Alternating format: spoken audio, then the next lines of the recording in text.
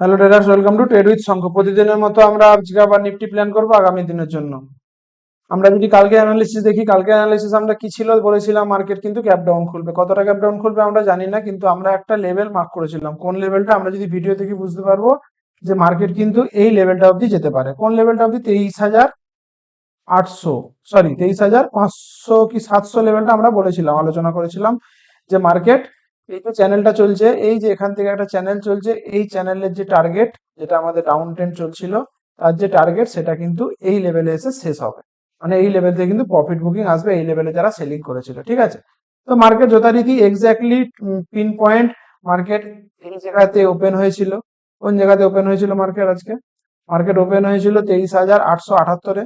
দেন নিচে সাপোর্ট নিয়েছে, দেন কিন্তু একটা আচ্ছা খাসা রিকভারি দিয়েছে। আমরা যদি এখান থেকে 5 মিনিটস কি 15 মিনিট চার্ট দেখি, তাহলে কিন্তু একটা এখান থেকে প্রায় এক্স্যাক্টলি পিন পয়েন্ট, এখান থেকে প্রায় কত পয়েন্ট, প্রায় 338 পয়েন্টের মতো কিন্তু নিফটি এখান থেকে রিকভারি দিয়েছে। ঠিক আছে, তো আমরা এক্সট্রাও বলেছিলাম 24,000 লেভেল কিন্তু সাস্টেন করার মতো লেভেল ছিল, কিন্তু 24,000 লেভেলের নিচে খুলেছে।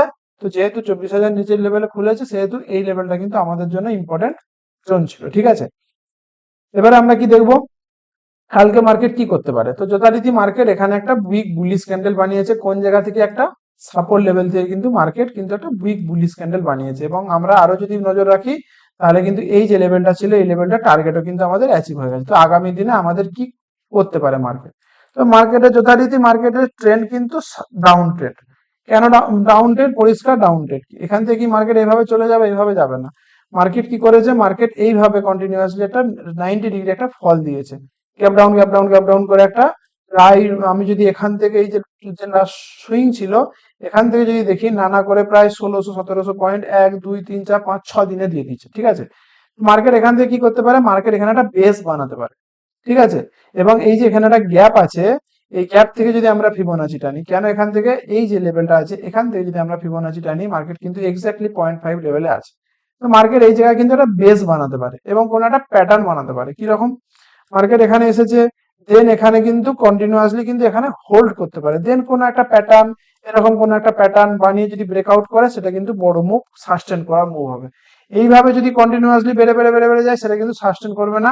দেন কিন্তু এখান থেকে হবে এটাকে, তখন সেটা পুল ব্যাক আকারে ধরা যাবে, দেন কিন্তু আবার কিন্তু ফল হতে পারে। ঠিক আছে, যদি মার্কেট এখানে কোনো বেস বানায়, মার্কেট এখানে এসেছে, দেন এখানে এসেছে, দেন যদি এখানে কোনো বেস বানায়, দেন এখানে যদি কোনো একটা ফরমেশন করে, দেন যদি ব্রেকআউট করে, তাহলে উপরের দিকে ভালো মুভ পাবো। আদারওয়াইজ যদি নিচের দিকে ব্রেক ডাউন করে, তাহলে কিন্তু নিচের দিকে ভালো মুভ পাবো। ঠিক আছে, তো এই জিনিসটা আমাদেরকে মনে রাখতে হবে। এবং কালকের জন্য আমাদের প্ল্যান কি থাকবে?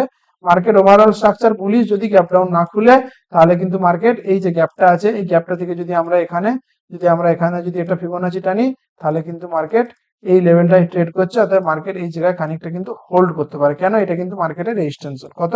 24,100, 24,200 কিন্তু রেজিস্ট্যান্স জোন। ঠিক আছে, এবং আমরা যদি আরো দেখি, মার্কেটে কিন্তু আমাদের নেক্সট রেজিস্ট্যান্স কোথায় আছে?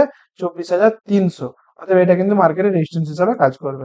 এবং আরো যদি আমরা 24,000 লেভেল, যেটা আমাদের ক্রুশিয়াল লেভেল, এই জায়গা থেকে কিন্তু আমাদের সেলিং এসেছিল 24,000, 23,958 থেকে। অতএব এই লেভেলটা ব্রেকআউট করে দিয়েছে, কিন্তু ব্রেকআউট করার পর যদি এই লেভেলটা রিটেস্ট করে, দেন কিন্তু উপরের দিকে আমরা মুভমেন্ট হালকা পেলেও পেতে পারি আগামী দিনের জন্য। ঠিক আছে, সেটাকে কি কিন্তু আমাদের নট সাস্টেনেবল, কিন্তু সাস্টেন মুভ কিন্তু হবে না।